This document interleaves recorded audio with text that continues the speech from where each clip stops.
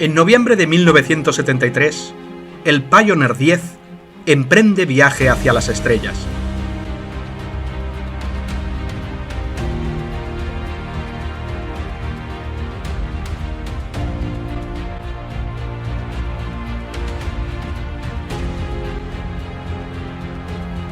Lleva consigo un mensaje de los habitantes de la Tierra. A bordo hay una placa que dice quiénes somos y dónde vivimos.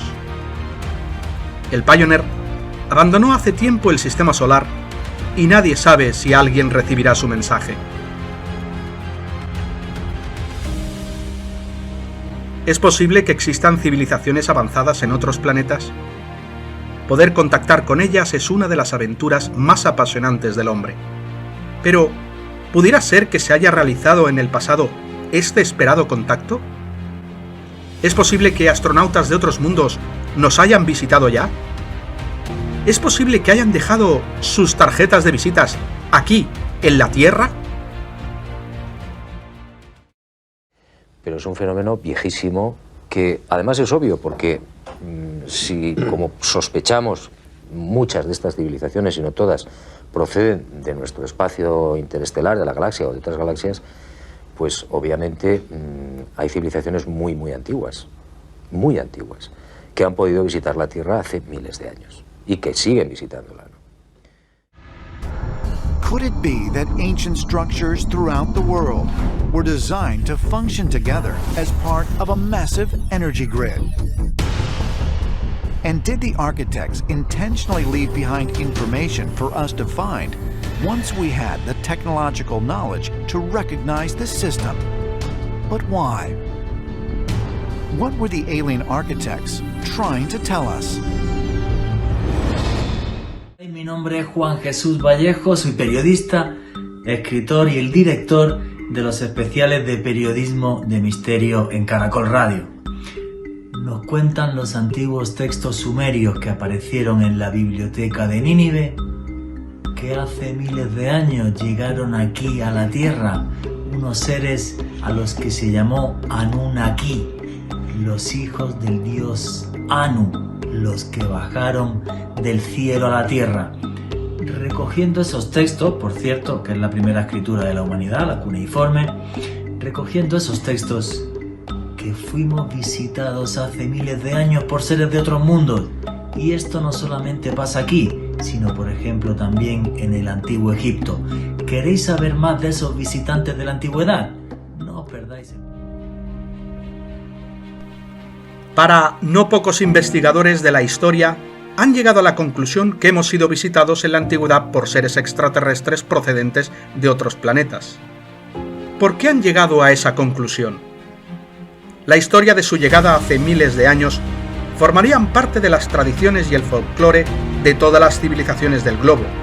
Los dioses habrían bajado a la Tierra y habrían formado parte de nuestra cultura.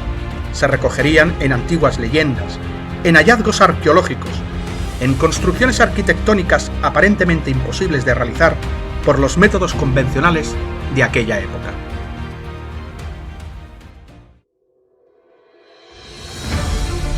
Bienvenidos amigos de Pixelando la Historia. Vamos a considerar la hipótesis de los antiguos astronautas, un insulto a la historia.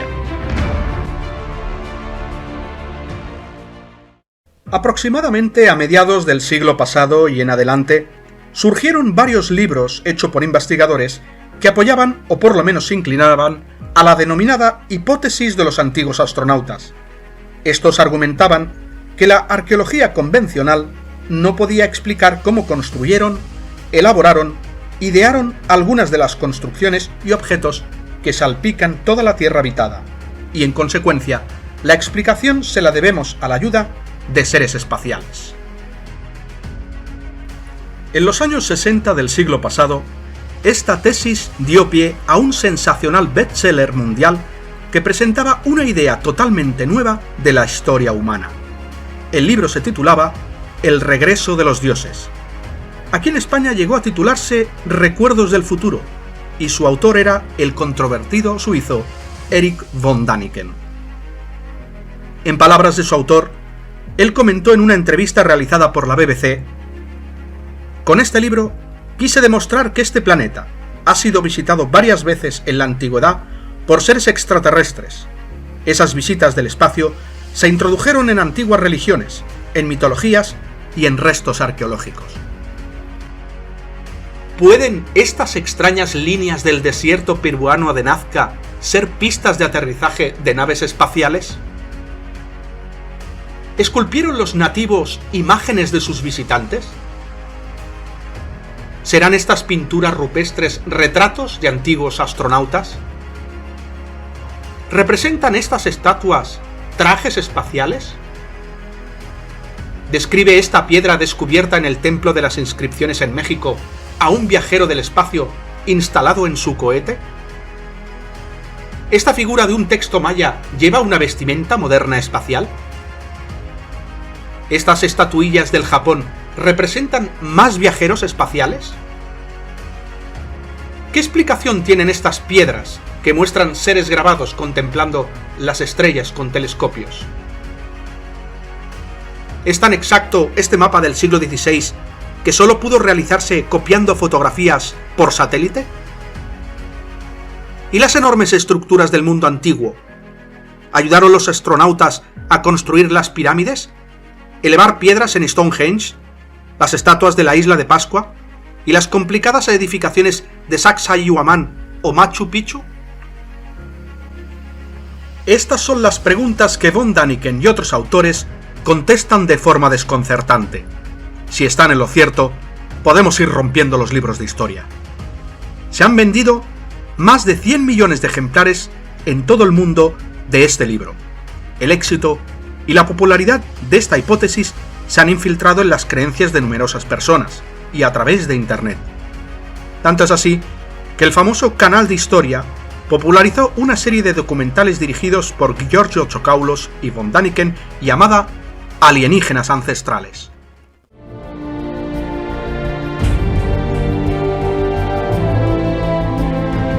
Where are we from? Why are we here? And most importantly, where are we going? Yeah. And where are we going? Well, I think in your opinion, we are returning to the stars because this is where we came from and this is where we're headed. This is only a temporary stop.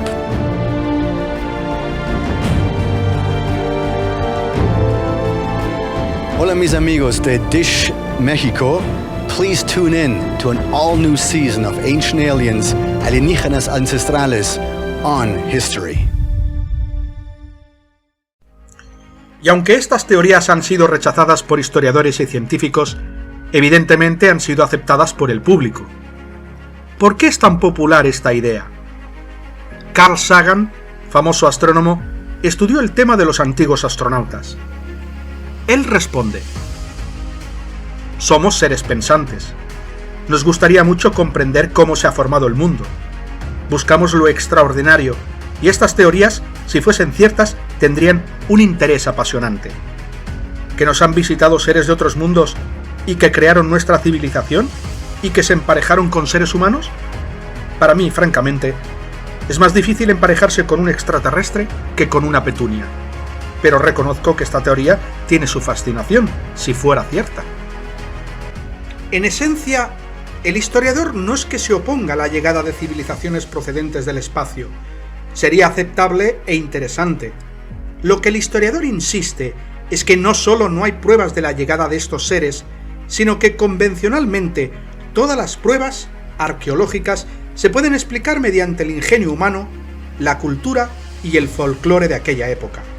Y aunque es verdad que no se tienen todas las respuestas a cómo construyeron tal o cual cosa, muy posiblemente estamos ante la falta de documentación histórica y arqueológica de cómo llegaron a realizarlo, aunque sospechamos cómo lo pudieron haber hecho.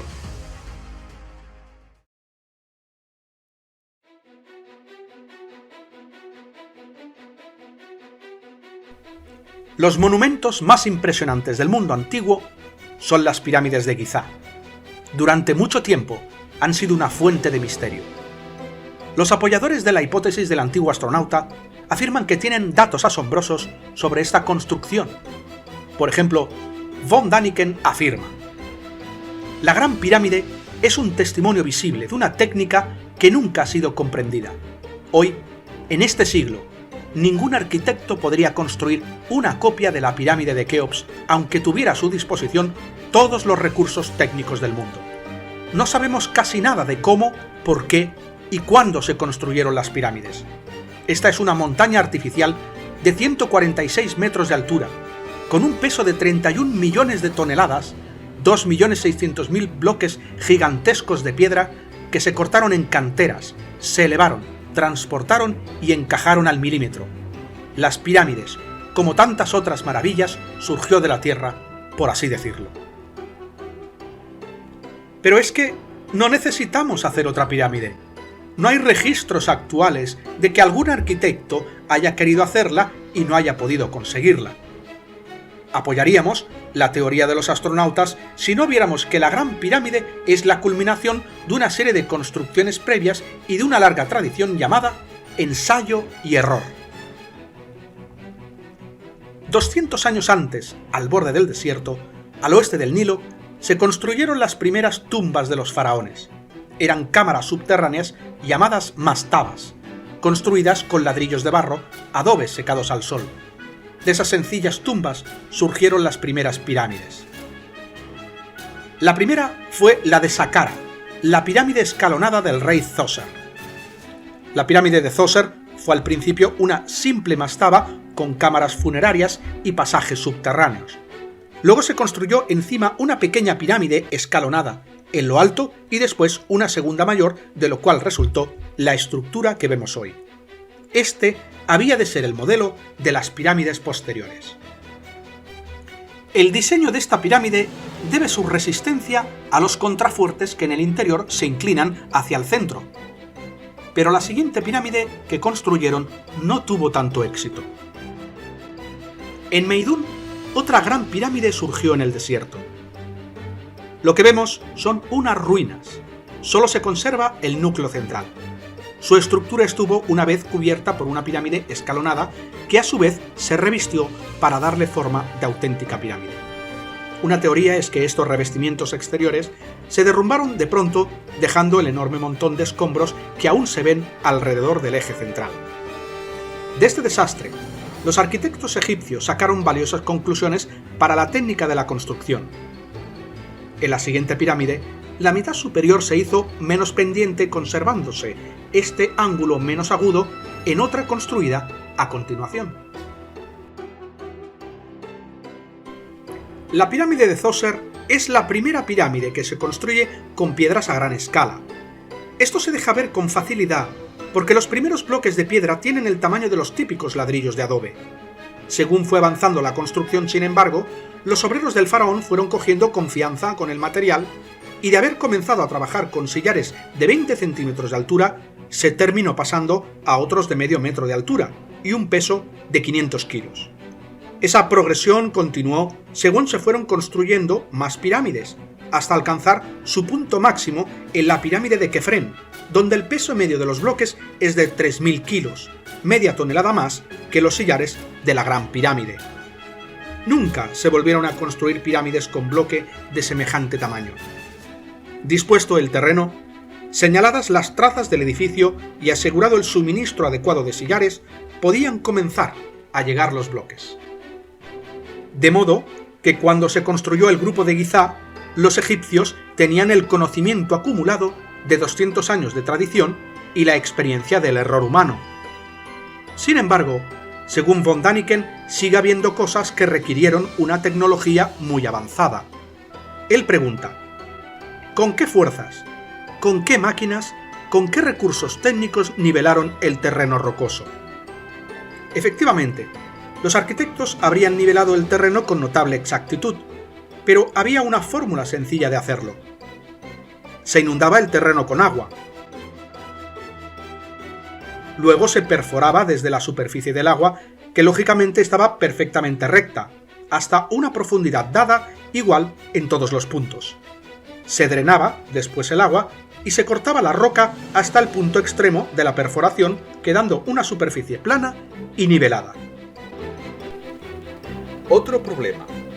Von Däniken dice: ¿cómo los lados de la pirámide señalan con tanta precisión los 4 puntos de la brújula. Solo tienen de hecho una ligera variación de los ejes principales este-oeste, norte-sur. Hay que recordar que nos faltan las piedras de revestimiento y los cálculos son aproximados. No hace falta astronautas para explicar esta relativa exactitud. El hecho de que las estrellas salen por el este y se ponen por el oeste era bien conocido por los sacerdotes egipcios. Escogiendo una estrella brillante, pudieron marcar su posición al aparecer utilizando un horizonte artificial. Después, seguirían su trayectoria por el cielo hasta desaparecer en el oeste. También marcarían este punto. Sacando la bisectriz del ángulo, se descubre el norte y un borde de la pirámide se trazaría siguiendo esa línea.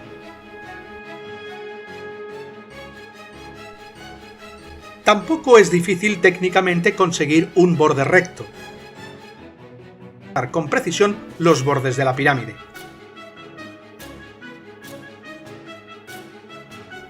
La longitud de cada lado se podría medir colocando palos uno junto al otro. Un experimento hecho en los años 20 del siglo pasado demostró que el error era de 6 milímetros en 100 metros.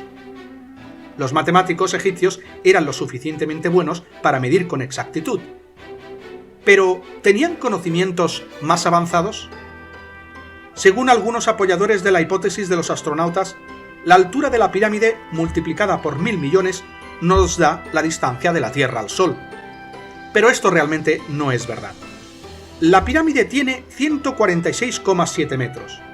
Si esta cifra se multiplica por 1000 millones, son poco más de 146.000 millones de metros. La distancia de la Tierra al Sol es de 149.000 millones de metros.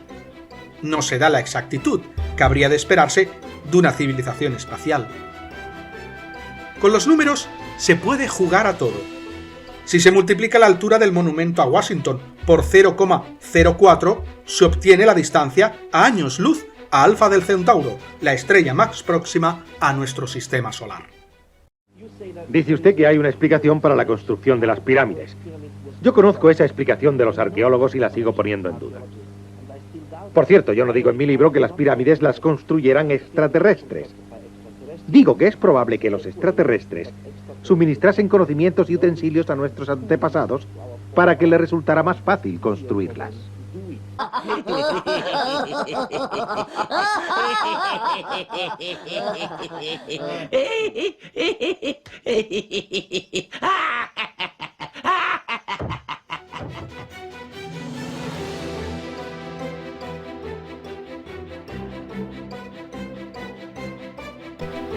Pero es que sabemos el tipo de utensilios que usaron.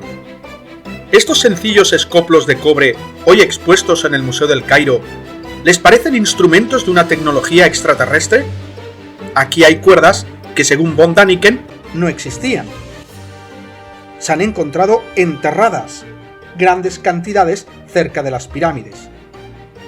También hay muestras de los inexistentes rodillos. Sabemos para qué usaron estas herramientas y dónde las usaron. Estas son las antiguas canteras de Tura, a 25 kilómetros de las pirámides por el Nilo. De aquí salieron muchos de los bloques que se utilizaron para la Gran Pirámide. Todavía se ven en la superficie de la piedra las marcas de los cinceles. Los obreros hacían una muesca en la superficie y sacaban los bloques desde atrás. En algunas partes todavía se encuentran trozos incompletos del tamaño de los de Keops. Como prácticamente todo Egipto es una cantera de piedra caliza, el punto del que se extraía el material que constituía el núcleo del edificio estaba situado siempre en las cercanías de la pirámide. En el caso de Keops, se encuentra a 600 metros al sur de ella. Los bloques del revestimiento del edificio, de una caliza de gran calidad, muy blanda y blanca, eran los que más cerca estaban. Un papiro recientemente encontrado en el Wadi al-Harf demuestra que en época de Keops un equipo tardaba 3 días en ir con su cargamento de piedras desde Tura hasta Giza y regresar. Por cierto, se calcula que el peso total de la pirámide es de 5 millones de toneladas, no 31, como dice von Däniken. A pesar de todo, el autor suizo y sus seguidores siguen creyendo que la construcción de la pirámide de Keops presenta problemas insolubles para los simples mortales. Von Däniken dice: La arqueología acepta que la Gran Pirámide está formada por 2,5 millones de bloques de piedra y dicen que se construyó en 20 años. Si dividimos 2,5 millones entre 20, resulta que cada año tuvieron que cortar, pulir, transportar y colocar 120.000 bloques, contando 300 días de trabajo al año, porque ellos también tenían algunas fiestas, y 12 horas diarias de trabajo. Tuvieron que hacer todo este proceso para cada bloque en 2 minutos.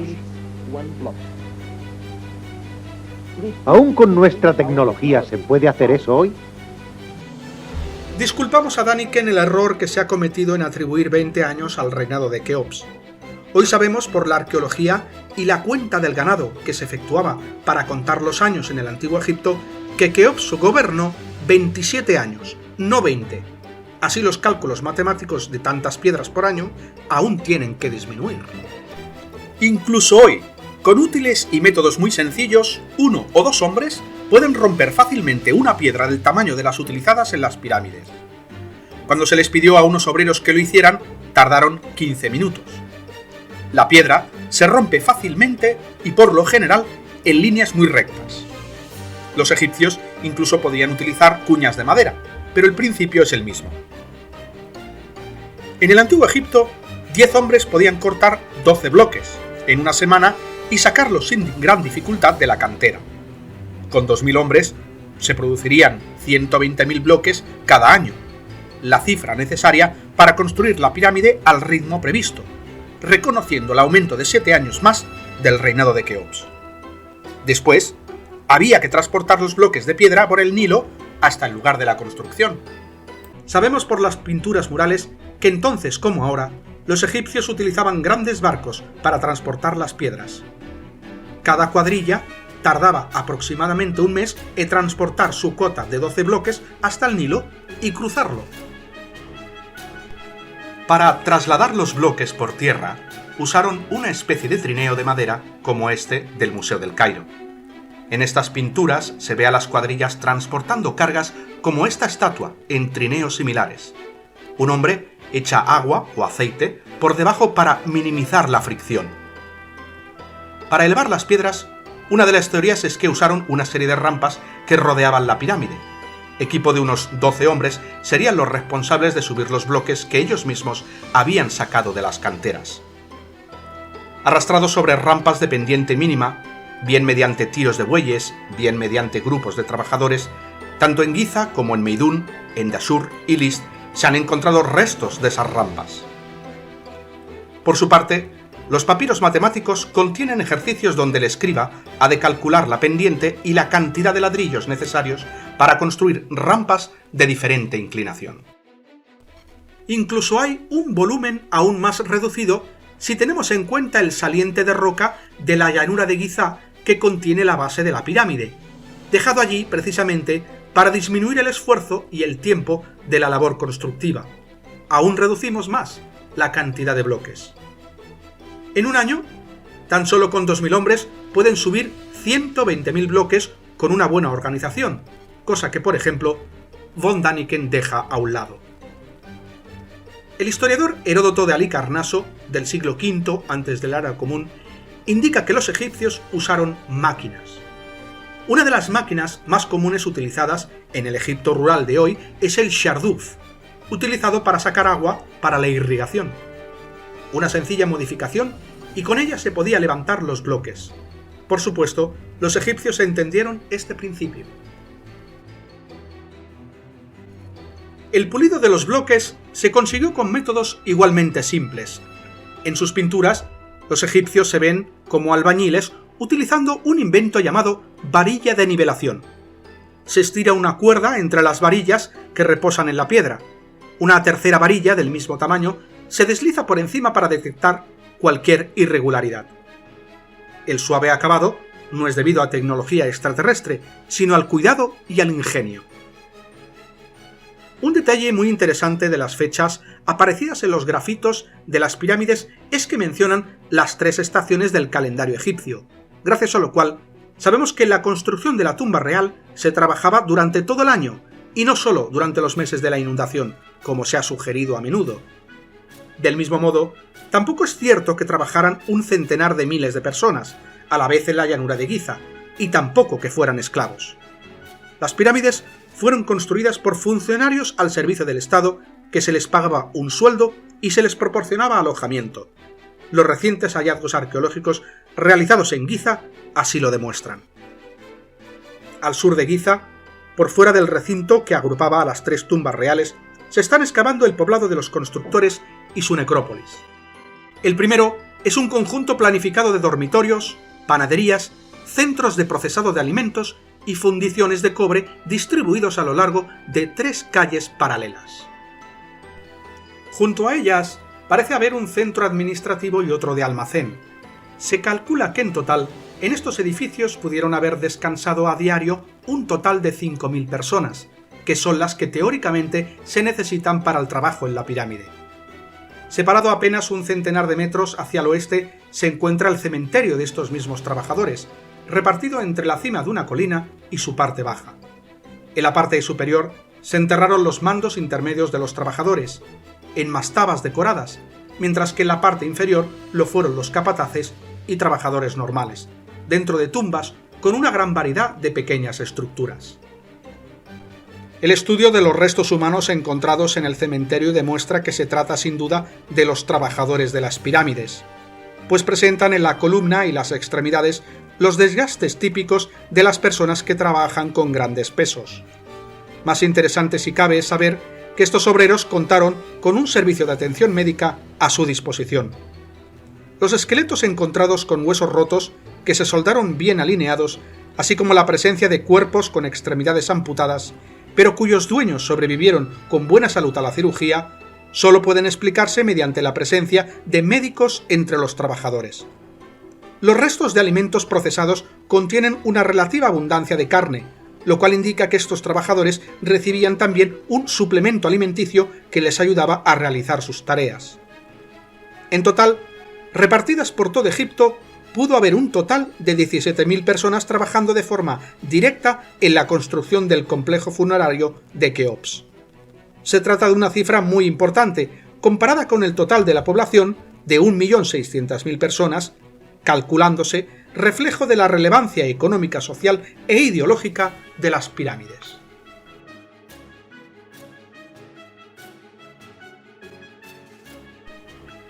Podríamos seguir hablando de este tema y de otros misterios que seguramente darían pie para más vídeos.